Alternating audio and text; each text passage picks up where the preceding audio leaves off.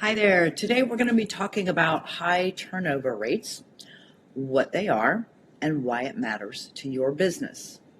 So, a high turnover rate can really cost a business thousands of dollars and impact the morale of your staff. It's a metric that really needs to be measured and tracked because it reveals important data that help you make sound decisions for your company. Okay? But what is employee turnover rate? And how do we come up with that number? Let's take a look. Employee turnover is the percentage of employees who leave your company over a specific period of time for whatever reason. So let's say you take the first quarter and you track the employees that leave. And you do that over a period of time, come up with an average.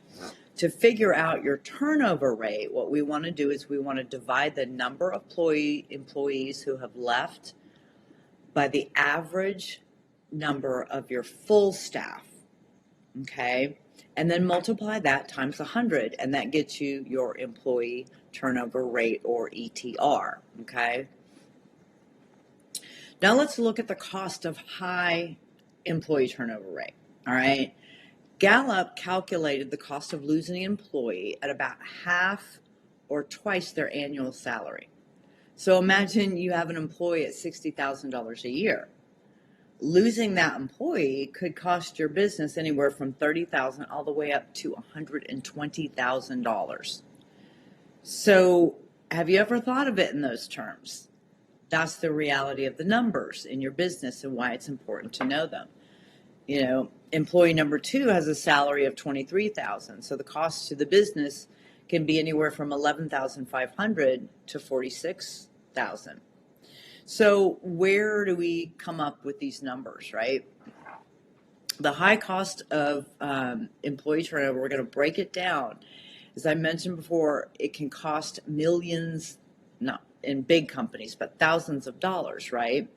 So Cornell University Center for Hospitality took that one industry and did a study breaking down those costs. So what we see here is productivity loss for a company with high turnover rates is 52% of that cost makeup. Okay, recruitment is about 20% of that cost makeup, and then you've got orientation and training. You spend money on materials and time and getting another employee to mentor them. That's salary that's taking away.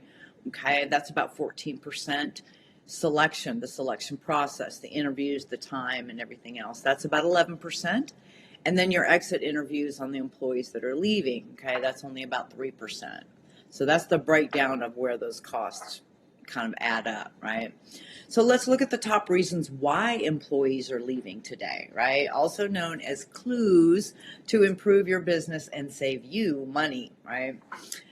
So the study showed that more pay, obviously, these aren't in any particular order, but more pay, more meaningful work, and we're seeing this as one of the top, if not the top, reasons, motivators for younger generations to work, okay, in their job search. So we want to pay attention to that.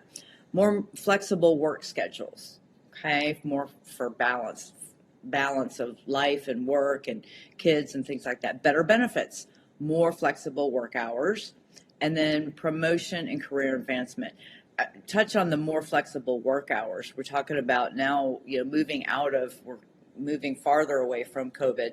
So what we're looking at is that remote work and the ability to maybe work part-time remote.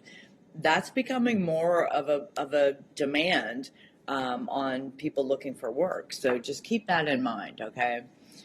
Not all of that's going to fit for your company or your business, but you want to be able to say, how can this apply to my business in any way? Okay.